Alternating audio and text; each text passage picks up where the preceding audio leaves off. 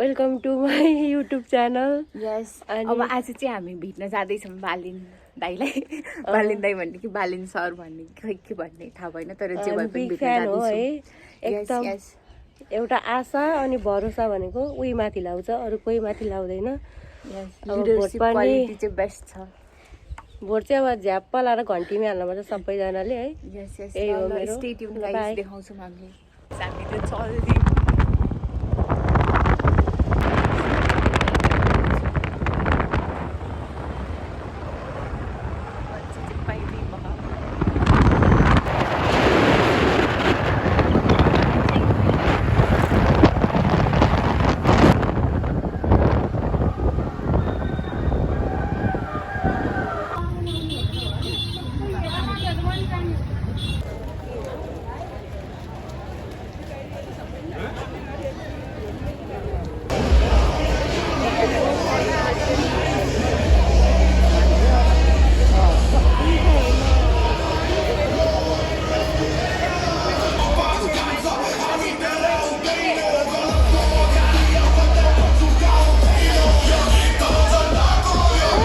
कति हो यहाँ मान्छे त।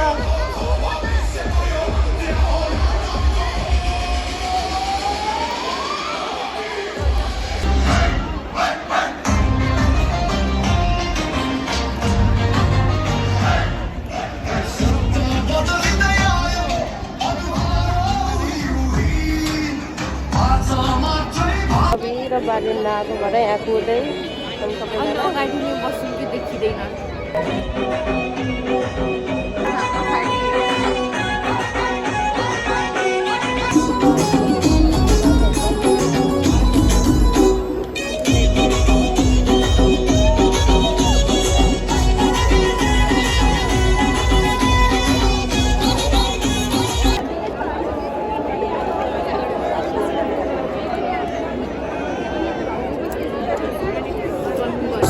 विकल्पविहीन विदेशी ब्याङ्क हुन्छ भिकारी, सिकारी नेता अभिनेता बन्छ क्रान्तिकारी।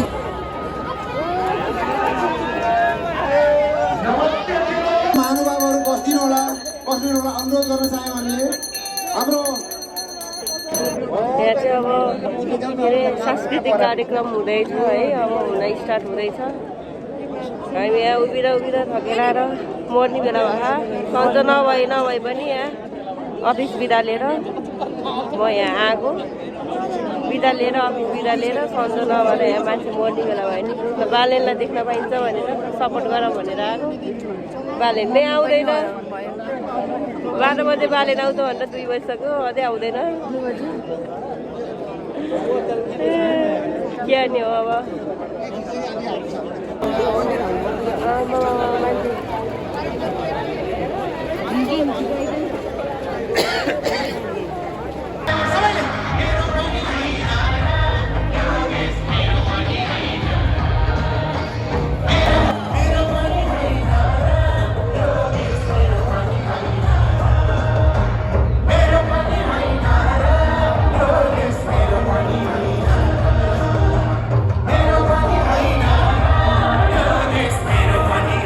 मैले मेरो घर चलाउनको लागि अलि बढी भूमिका निर्वाह गरेको छु, अलि बढी आँसु बगाएको छु, अलि बढी पसिना बगाएको छु। त्यसैले पहिलो हुनुको जति जस लिन पाइन्छ जिम्मेवार पनि उत्तिकै हुन्छ। त्यसैले यो 2082 फागुन 21 गते हुन लागेको निर्वाचनको स्थायी सरकार निर्माण गर्ने पहिलो जिम्मेवारी पनि चितवनको छ है। त्यसैले सोचेर सम्झेर चितवनको 3वटै क्षेत्रबाट तपाईँहरूले यसपालि परिवर्तनको पक्षमा भोट हाल्नुहुनेछ, आफ्नो मत परिवर्तन गर्नुहुनेछ अथवा मतलाई निरन्तरता दिनुहुनेछ भन्ने अपेक्षा राख्न चाहन्छु। मलाई विश्वास छ चितवनले केवल आफ्नो वरिपरिको मात्रै विकास हेर्ने छैन, आफ्नो जीवन मात्रै हेर्ने छैन। चितवनले यसपालि देशैभरिको निर्माणको लागि आफ्नो मत राख्नेछ भन्ने अपेक्षा राख्न चाहन्छु। तपाईहरूले आफ्नो सौरामा हिँड्ने गैँडा र हात्तीको लागि मात्रै भोट दिनुहुने छैन। तपाईहरूले बर्दियाको बाघ संरक्षणको लागि र त्यसको नीति निर्माणको लागि, एउटा स्थायी सरकार बनाउनको लागि र सक्षम संसदहरूलाई संसदमा पठाउनको लागि पनि तपाईहरूले भोट दिनुहुनेछ, हो कि होइन हो? त्यसैले यो नेपालकै सेन्टर भागमा बसेर चितवनले परिवर्तनको सन्देश देशभरिलाई नै दिने अपेक्षा राख्दै हाम्रो नेतृत्वकर्ताहरू एकैछिनमा आउने भएको हुनाले म तपाईँहरूलाई केही गीतहरू सुनाएर तपाईँहरूलाई धैर्यतालाई अझै एकैछिन होल्ड गर्न चाहन्छु। कुन गीत सुरु गर्ने होला?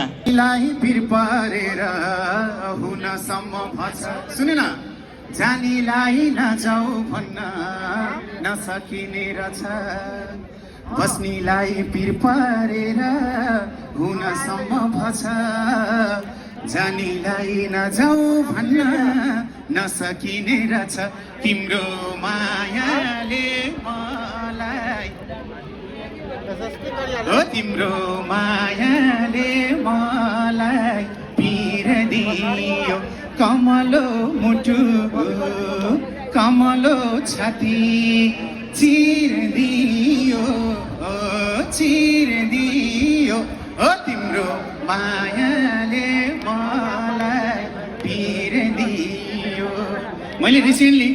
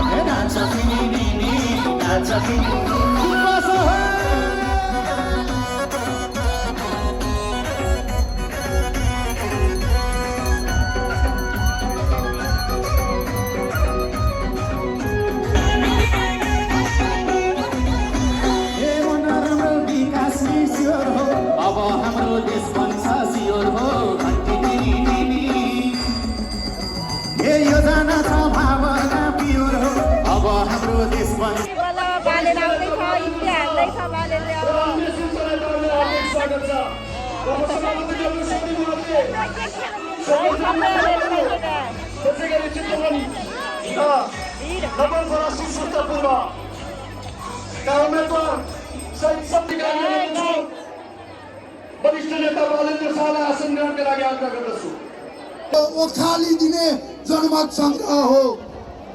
35 वर्षमा 31 सरकार, 9 महिनामा धेरै सरकार बनाइरहने, 5औं चोटि 3औं चोटि एकैजना प्रधानमन्त्री बनिरहने, 20औं चोटि मन्त्री बनिरहने, त्यो यथास्थिति शैलीलाई खारेजी गरिदिने जनमत संग्रह हो। यो 35 वर्ष सदनलाई सृजनात्मक बहस गर्नै नदिने, गाली गलौजको थलो बनाउने अनि त्यो सदन मात्रै प्रधानमन्त्री बनाउने थलोको रूपमा बनेको 35 वर्षलाई खारेजी गरिदिने जनमत संग्रह हो। अब आसन्न निर्वाचन पश्चात हामी त्यो सदनलाई कस्ता खालका सृजनात्मक बहस हुन्छ भनेर 79मा निर्वाचित भएर गएर देखाइसकेका छौँ। प्रिय बुवा चलाइरहन पर्यो। विगतमा नेतृत्व गरिरहेका व्यक्तिहरूले के कसरी नेपाली जनताको सेवा गर्नुभयो र नेपाली जनताको मुद्दा कति उठान गर्नुभयो भन्ने कुरा तपाईँ हामीले भनिरहनु परेन, हामीले महसुस गरिरहेकै छौँ। म केही दिन अगाडि मात्रै, अस्ति भर्खर मात्रै हनुमान झुला पुगेको थिएँ, चितवन क्षेत्र नम्बर 3 मा। त्यहाँ पुग्दै गर्दाखेरि सुत्केरी गराउन नसकेर धेरै महिला दिदी बहिनीहरूले मृत्युवरण गर्नुभएको मैले त्यहाँ देखेँ, थाहा पाएँ। तर यही देशमा एउटा आमा सुत्केरी गराउन नसकेर मर्नुपर्ने हुँदै गर्दाखेरि कसैको घरमा पैसा जलेको हामीले देखेका छौँ। यो विभेदकारी प्रणाली, यो विभेदकारी समाजको समानता कायम गर्नको लागि अब आवश्यक भएको छ र त्यही आवश्यकता पूर्ति गर्नको लागि राष्ट्रिय स्वतन्त्र पार्टी यो देशको भविष्य लेख्नको लागि तपाईहरुको माझमा आएको छ। आज देशको अवस्था हामीले भनिरहन परेन। भ्रष्टाचार गर्ने देशहरू मध्ये 109औं स्थानमा, पासपोर्ट सबैभन्दा कमजोर पासपोर्ट भएको देशको रूपमा आज हाम्रो परिचय बनिरहेको छ। जबकि हाम्रो देश सगरमाथाको देश हो, पशुपतिको देश हो, गौतम बुद्धको देश हो। यस्तो पहिचान भएको देश आज हामी कुन स्तरमा बाँचिरहेका छौँ? अब्दुल कलामले भन्नुभएको थियो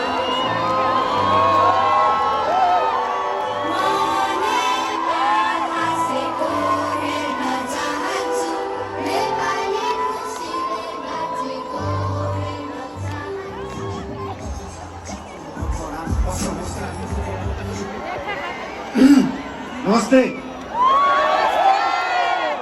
नमस्ते नमस्ते नमस्ते तपाईँहरूको फेभरेट कलर कुन हो? रङ निलो। तपाईँहरूको फेभरेट बाजा कुन हो? बाजा बजाउनु मिल्ने चिज। यसपालि के गर्ने त्यसलाई?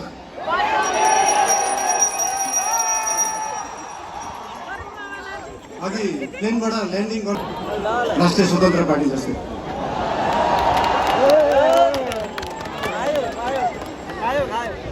चितवन अघि झर्दै गर्दाखेरि एकजना भाइले भन्नुभयो, भाइ देशभरि जाँदाखेरि जसरी टुरिज्म प्रमोसन गर्नु भएको थियो एकचोटि चितवनको पनि टुरिज्म प्रमोसन गरिदिनु होला भनेर।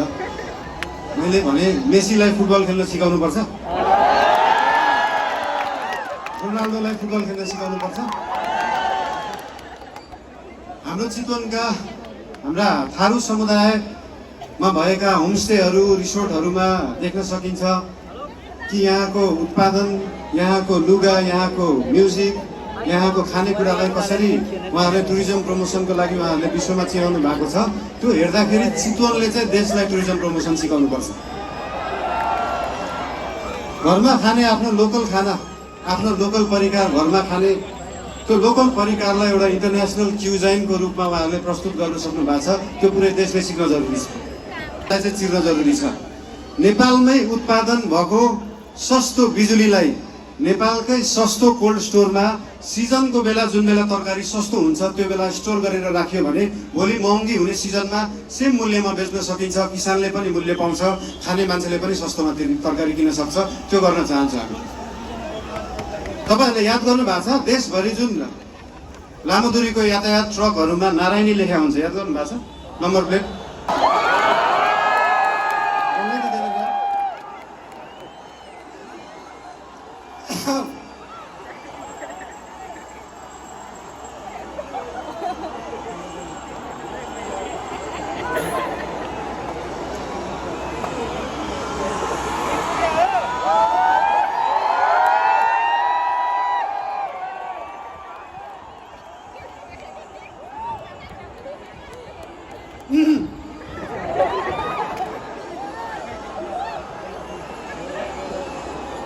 भएको देशभर अत्यन्तै श्रद्धापूर्वक सम्मान व्यक्त गर्नुभएको व्यक्तित्व राष्ट्रिय स्वतन्त्र पार्टीका सभापति रवि लामिछाने।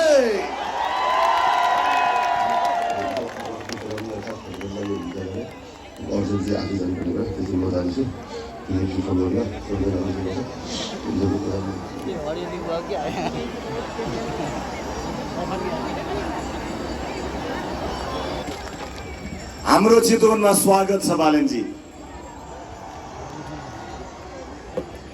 हाम्रो चितवनमा स्वागत छ तपाईलाई। नीलो क्रान्तिको उद्गम स्थल चितवनमा स्वागत छ तपाईलाई। चेपाङ जातिहरूले पहिचान खोज्दै अस्तित्व खोज्दै सङ्घर्ष गरिरहेको भोटे समुदायले माया गरेको विभिन्न थारू समुदायले आशा र भरोसामा हेरिरहेको यो चितवनमा स्वागत छ तपाईलाई। मौरी पालक किसानहरूले आफ्नो महमा आत्मनिर्भर हुन सक्छौँ, हाम्रो महलाई यही आउन सक्ने वातावरण बनाइदियोस् भनेर सङ्घर्ष गरिरहनुभएका सम्पूर्ण मौरी पालक, कम्तीमा पनि चितवनलाई आत्मनिर्भर बनाऊ। चितवनले उत्पादन गरेको केरा हुँदाहुँदै हामीलाई बाहिरको केरा चाहिँदैन, सम्पूर्ण केरा किसान राख्छ होला। घर नपुगेका घरहरूमा आफ्नो निर्वाचन क्षेत्रबाट यहीँबाट भोट मागे है। मलाई मात्र होइन समानुपातिक उम्मेदवार सहितलाई दुवै ठाउँमा घन्टी चुनाव चिन्हमा भोट हालिदिनुहोस् है। यसपटक घन्टीमा हेलो गाइस, ल अब त्यहाँ हामी निस्किन लाग्यो। खुट्टा दुख्यो उभिँदा उभिँदा। यहाँ पानी पनि बाँडिराख्नु भयो है डाक्टरबाट लाग्यो भाषण आज फाइनल्ली बालेन्सालाई देख्नु ब्याच पनि पाएँ मैले भेटियो बालेन्सालाई ब्याच पनि पाएँ मैले मलाई यहाँ सन्चो नभइकन नि म आएको आज होइन रमाइलो खाएको रमाइलो कतिपय ठाउँमा मैले भनेको सुनेको थिएँ एउटा भोट चाहिँ यता यसो हाल्दो हामी त गर्दैको अब चाहिँ सक्यो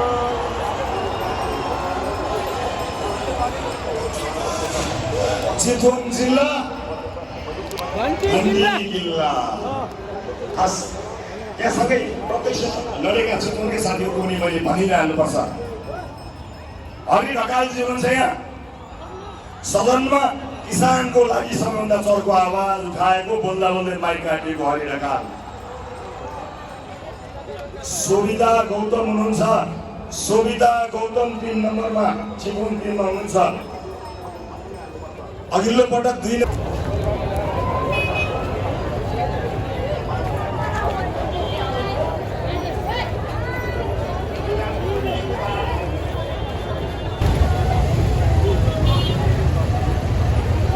आजको भ्लग चाहिँ यतिमै सीमित रह्यो अब सक्यो अब हामी चाहिँ घर जान आँटेको स्कुटरमा खै मनी दुईजना यहाँ चाहिँ यस्तो भिड छ बाइक झिक्नको लागि